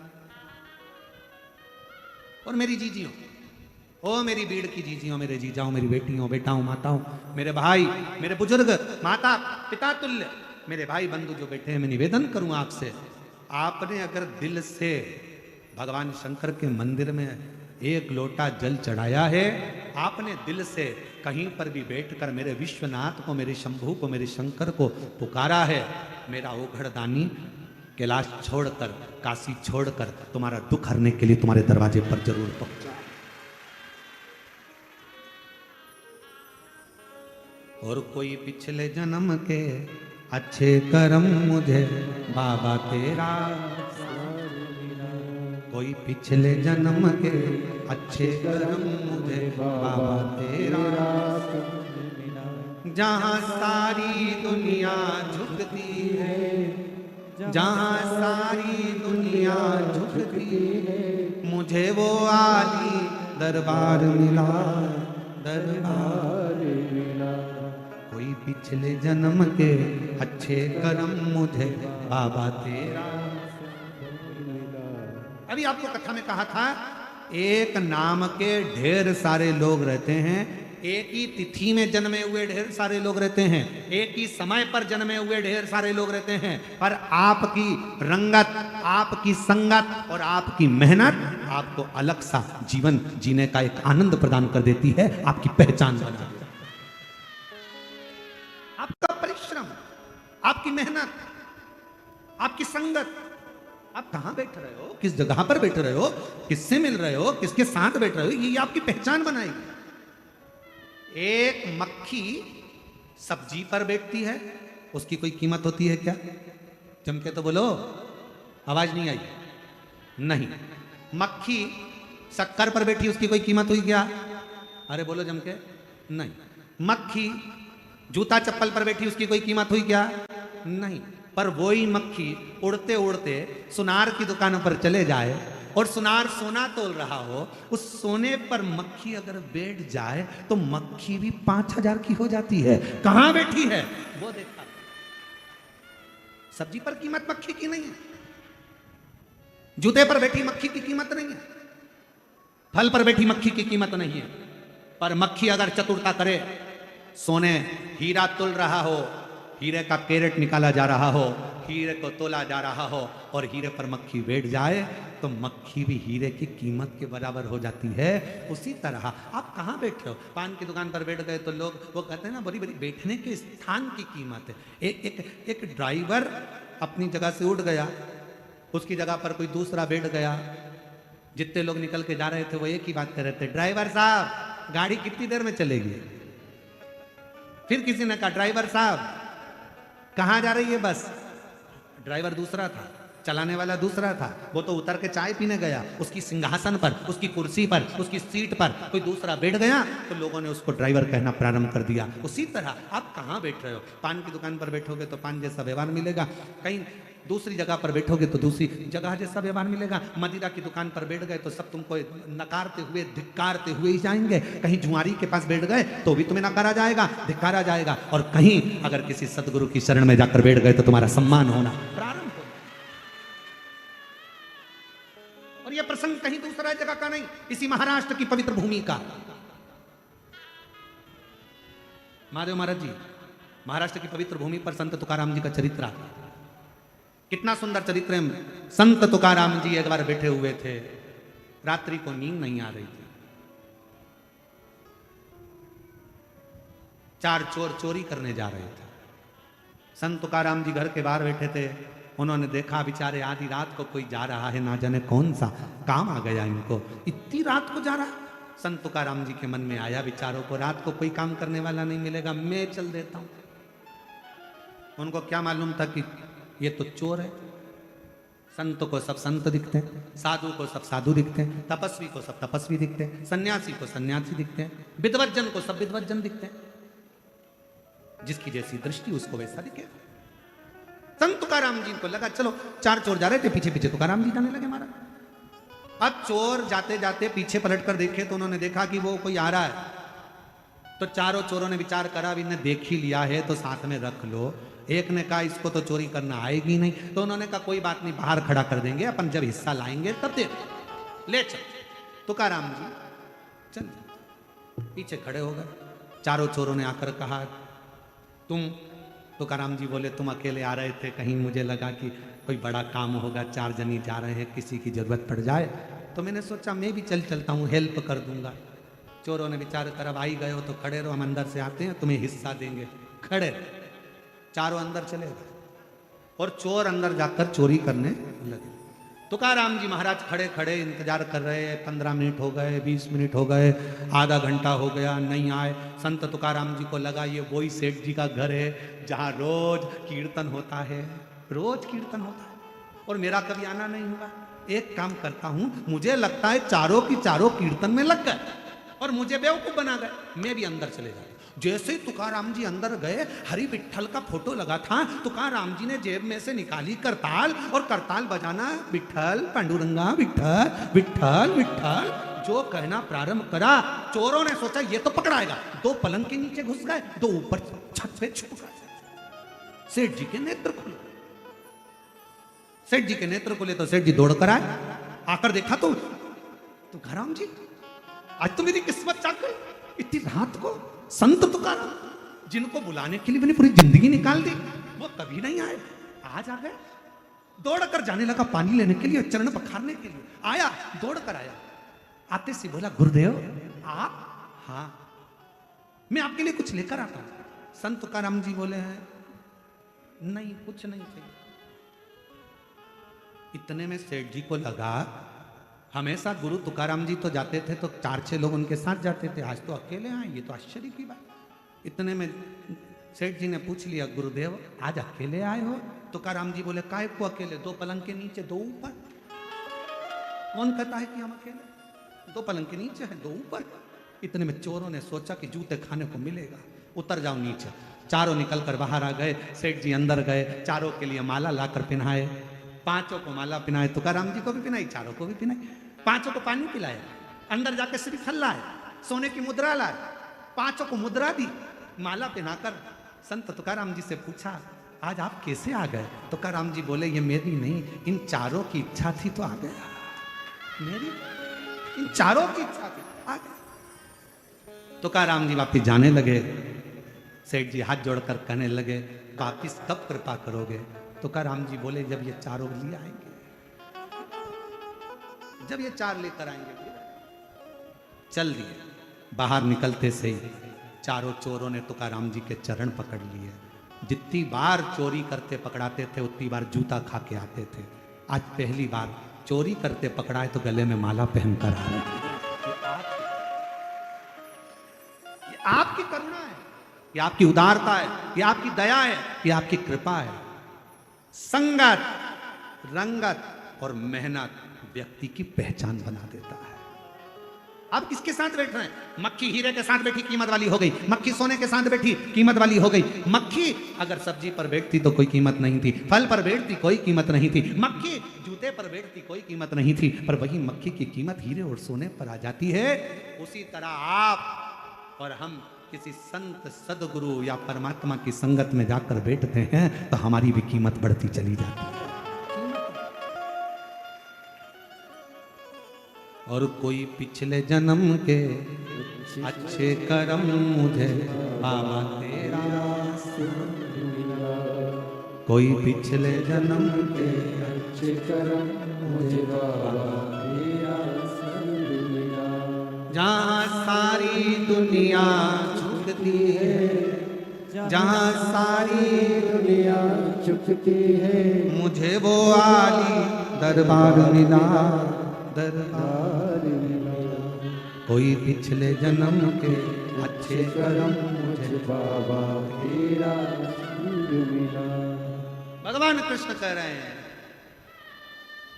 वो कन्या ने पति और पिता के जाने के बाद साधना करी। भगवान नारायण शिव जी से बोले तुम जाओ, मृत्यु लोक के देव हो तुम, जाओ तुम। और अकाल मृत्यु वो मरे जो काम करे चंडाल का, काल उसका क्या बिगाड़े जो भक्त हो महा। जाओ आप एक बार जाकर दर्शन तो दो, थोड़ा पूछो तो, जाओ थोड़ा विनय करो, जाओ जाओ। देवादि ने महादेव ने एक बूढ़े का रूप ले लिया, बुजुर्ग का रूप।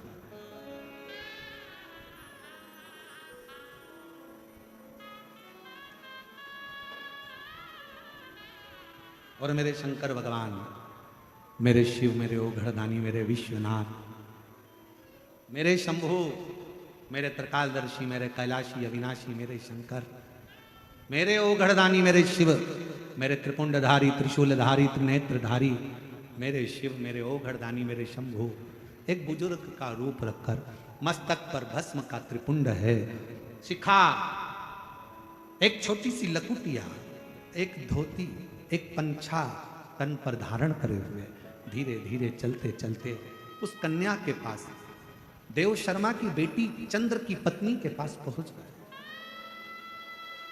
मायापुरी में पहुंचे। ए बेटा भूख लग रही। भगवान कृष्ण कथा सुना रहे हैं। ए बेटा भूख लग रही, कुछ भोजन मिलेगा क्या? कन्या ने कहा कि ये भोग लगाने के लिए मैं मंदिर में लेकर जा रही थी, शिव जी के मंदिर लेकर जा रही।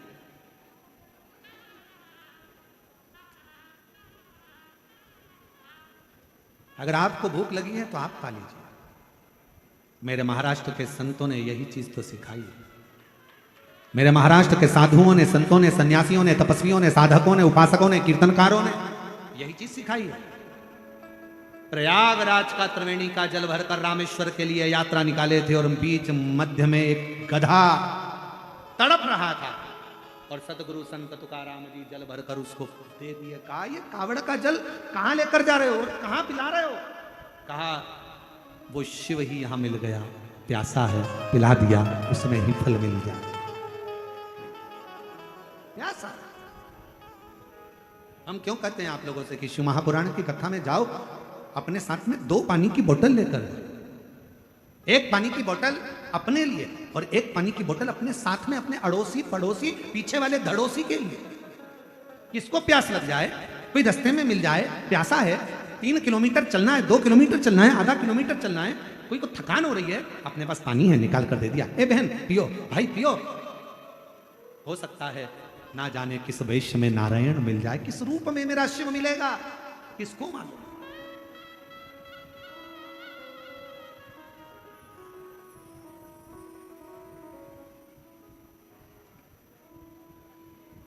किस रूप में मिले। और महादेव नमन चरणों में स्वीकार कीजिए, सबका किया है मेरा भी कल्याण कीजिए, उद्धार कीजिए। महादेव नमन चरणों में स्वीकार कीजिए, सबका किया है मेरा भी उद्धार कीजिए, उद्धार कीजिए। शायद इसीलिए शिव तत्व कहता है। एक पत्र अच्छा है, देखो पत्र सुनिए।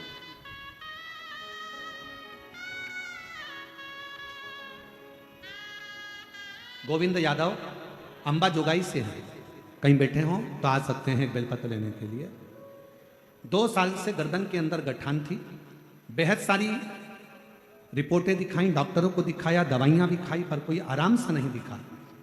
आप कहते हो गुरुजी डॉक्टर शिव का एक रूप होते हैं। हमने डॉक्टर को ही शंकर मानकर उन्हीं की दवाई लेकर कुंदकेश्वर महादेव का नाम लेकर पाना प्रारंभ करा, और बाद में शिव जी पे 1 लोटा जल चढ़ाकर वहां से जल लेकर उस गठान वाले स्थान पर लगाना और जल का आचमन करना प्रारंभ करा। शिव जी की कृपा से आज मेरी गठान पूरी गल गई। मैं बाबा को यहां प्रणाम करने के लिए। दूसरा पत्र,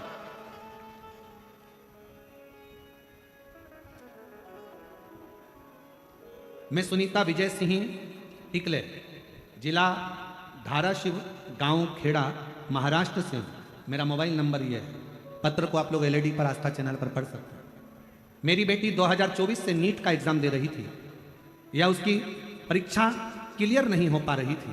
तब एक बार की क्लियर नहीं हुई, विचार करा क्या करा जाए।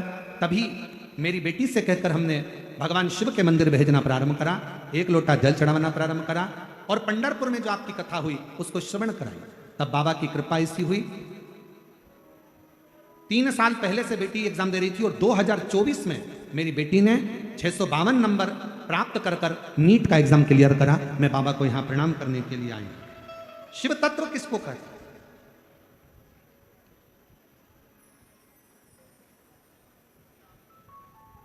और महादेव नमन चरणों में स्वीकार कीजिए, सबका किया है मेरा भी उद्धार कीजिए, उद्धार कीजिए। हे त्रिपुंडधारी, हे त्रिशूलधारी, हे त्रिपुंडधारी, हे त्रिशूलधारी। चरणों में तेरे बाबा पावन है चारों धाम, चरणों में तेरे बाबा पावन है चारों धाम। तेरी देव करते वंदना, तुझे पूजे हैं सीताराम। तेरी देव करते वंदना, तुझे पूजे सीताराम। हो जाए पूरी कामना, हो जाए पूरी कामना। उपकार कीजिए, सबका किया है मेरा भी कल्याण कीजिए, उद्धार कीजिए। हे त्रिपुंडधारी, हे त्रिशूलधारी। आप कृपा करो, आप करुणा करो।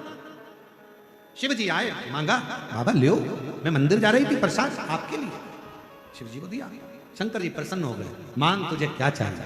बाबा मुझे आप वर दोगे? हाँ। पक्का? हाँ। कौन हो आप? कन्या ने पूछा, लड़की ने पूछा कौन हो?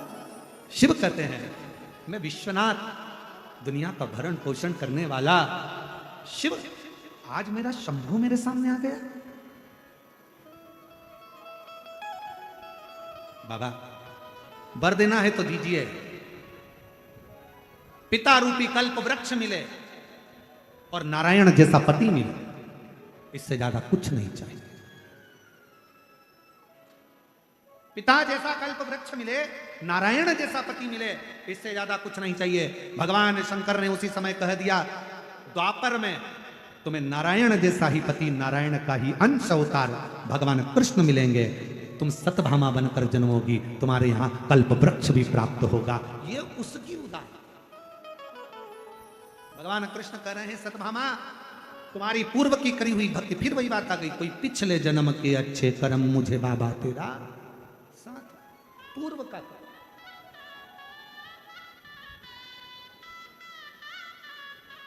कोई पुराना होगा जो चाकरवाड़ी की इस पवित्र भूमि पर, संत ज्ञानेश्वर माउली जी की इस पवित्र धरा पर, मैं महादेव महाराज जी आपको धन्यवाद देता हूं जो इतने शिव भक्तों को आपने ये शिव महापुराण की कथा श्रवण कराने का सौभाग्य। कोई पूर्व का करना श्रेष्ठ जो मिला, और भगवान शंकर और पार्वती का संवाद ही यही कह रहा है।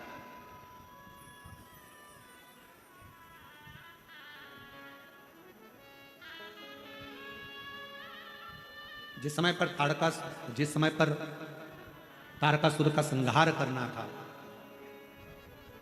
और उस संहार के समय पर भी भगवान देवाधिदेव महादेव मौन थे, स्तुब्ध थे, मौन स्तुब्ध।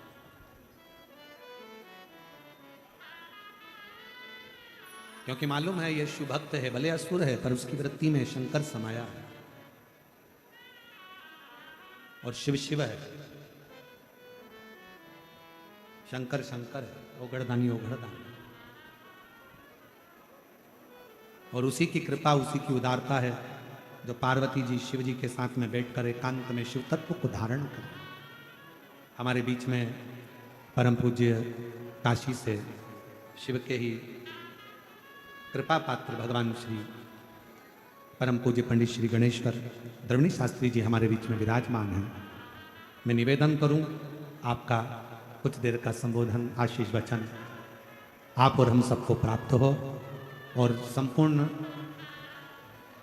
सभी से निवेदन करूं एक बार जोरदार ताली बजाकर परम पूज्य गुरुदेव का आशीष वचन आप और हमको पंडित श्री गणेश्वर द्रविणी शास्त्री जी महाराज काशी से, जिन्होंने सुंदर राम मंदिर की प्राण प्रतिष्ठा मुहूर्त हो, राम मंदिर मुहूर्त हो, अन्य मुहूर्तों को निश्चित करा और भारत को एक अलग ऊर्जा भारत को गौरवान्वित करने के लिए दी है। ऐसे परम पूज्य गुरुदेव का एक बार जोरदार ताली बजाकर स्वागत करेंगे और सुंदर आशीष वचन आपका और हम प्राप्त करेंगे।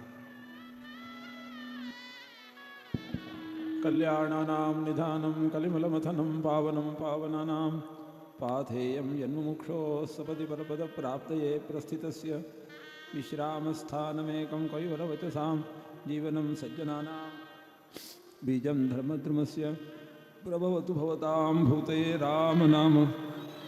गुरुर्ब्रह्मा गुरुर्विष्णुः गुरुर्देवो महेश्वरः गुरुसाक्षात् परब्रह्म तस्मै श्री गुरवे नमः। परमादरणीय प्रदीप मिश्रा जी और भारतवर्ष से जगह जगह से पधारे विद्वान लोग, संत महात्मा और कथा के आयोजक और सारे श्रद्धालु, भगवान की कृपा से इस पवित्र चाकुरवाड़ी क्षेत्र में शिवभक्त प्रदीप मिश्रा जी के मुख से आप लोग शिव जी के महात्म्य को सुन रहे हैं, साथ ही शिव महापुराण की कथा भी सुन रहे हैं। ये बड़े पुण्य का विषय है। यह जो क्षेत्र है यहाँ पर पूर्व में ज्ञानेश्वर माउली हो गई, जिनके सुपुत्र यहाँ महादेव जी अभी हैं। वे बहुत ही उच्च कोटि के संत थे। ऐसा शिवचरित्र में वर्णन आता है, उसी प्रकार सबको वो उदारता से जिसको जो चाहिए वो देते थे। सिद्ध महात्मा थे और नमः शिवाय इस मंत्र का बहुत बड़ी मात्रा में जप करने के कारण उनको ये सारी सिद्धियां प्राप्त हो गई थीं। महाराष्ट्र के वारकरी संप्रदाय के कीर्तनकार भी थे और उदारता थी और मन में सबके प्रति करुणा थी। तो जब ऐसे संत महात्मा रहते हैं तो उनके द्वारा विश्व का भरण पोषण होता है। तो उनके भी अद्भुत लीला कई हैं। उनका ये मुख्य क्षेत्र जहाँ यहाँ उनके नीचे समाधि स्थान है। यहाँ पर प्रतिवर्ष श्रावण मास, महाशिवरात्रि और अन्य पर्व के समय विशेष आयोजन होते हैं और बड़ी मात्रा में सत्संगति और अन्नदान का पवित्र कार्य होता है। ऐसे पवित्र स्थल में कुछ संयोग है कि इस वर्ष प्रदीप मिश्रा जी को बुला करके शिव महापुराण की कथा का आयोजन किया गया है। इन सारे पुराणों के लेखक भगवान वेदव्यास, ये भगवान नारायण के ज्ञानावतार माने जाते हैं। जो बातें वेदों में कहीं, उन्हें समझाने के लिए वेदव्यास जी ने पुराणों की रचना और महाभारत की रचना की। उनमें इन कथाओं को रखा है, जिन कथाओं के माध्यम से लोग अपना कल्याण कर सकते हैं। मनुष्यों का ये कर्तव्य है कि भगवान का वे भजन करें। मनुष्य जन्म ही इसके लिए है कि भगवत भक्ति करने के लिए। मनुष्य की सृष्टि करते समय भागवत में कहा, ब्रह्मावलोकधिषणम मुदमाप देवः। परमात्मा को जानने की बुद्धि इस मनुष्य शरीर में छिपी है।